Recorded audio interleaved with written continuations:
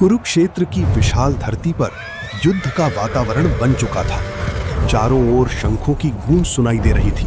हाथियों की चिंगाड़, घोड़ों की टापें और योद्धाओं की गर्जना से पूरा आकाश कांप रहा था। एक ओर पांडवों की सेना खड़ी थी, जो धर्म और सत्य के लिए युद्ध करने आई थी। दूसरी ओर कौरवों की विशाल सेना थी, जो अहंकार और सत्ता के मद में डूबी हुई थी। हस्तिनापुर के अंधे राजा धृतराष्ट्र अपने महल में बैठे बेचैन थे।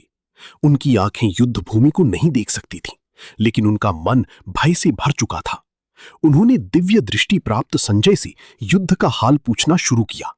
संजय ने अपनी दिव्य दृष्टि से कुरुक्षेत्र का दृश्य देखा। उन्होंने देखा कि दुर्योधन पांडवों की विशाल सेना को देखकर चिंतित हो उठा।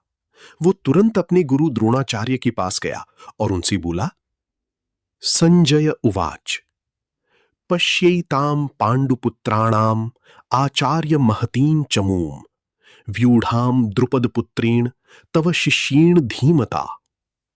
अर्थात, हे आचार्य, देखिए पांडुपुत्रों की इस विशाल सेना को, जिसे आपके ही बुद्धिमान शिष्य द्रुपदपुत्र धृष्टद्युम्न ने युद्ध के लिए सजाया है। दुर्योधन के शब्दों में केवल सूचना नहीं थी, बल्कि डर भी छिपा हुआ था। उसे इस बात की चिंता थी कि जिस धृष्टद्युम्न को द्रोणाचार्य ने शिक्षा दी थी, वही आज उनके विरुद्ध सेना का नेतृत्व कर रहा था। ये दृश्य हमें जीवन की एक गहरी सच्चाई सिखाता है। जब व्यक्ति अधर्म और अहंकार के मार्ग पर चलता है, तो उसके अपने कर्म ही उसके सामने चुनौती बनकर खड़े हो जाते हैं।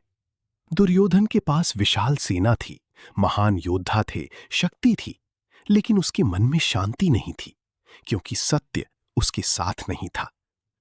संजय आगे देखते हैं कि दोनों सेनाएं युद्ध के लिए तैयार खड़ी हैं। भीष्म, द्रोण, कर्ण और अर्जुन जैसे महायोद्धा अपने अपने रथों पर खड़े थे। लेकिन कोई नहीं जानता था कि आने वाले कुछ ही क्षणों में भगवान श्री कृष्ण अर्जुन को ऐसा दिव्य ज्ञान देने वाले हैं, जो आने वाले हजारों वर्षों तक पूरी मानवता का मार्गदर्शन करेगा।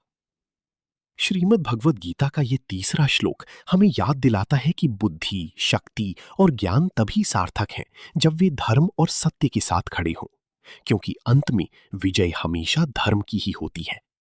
जय श्री कृष्ण।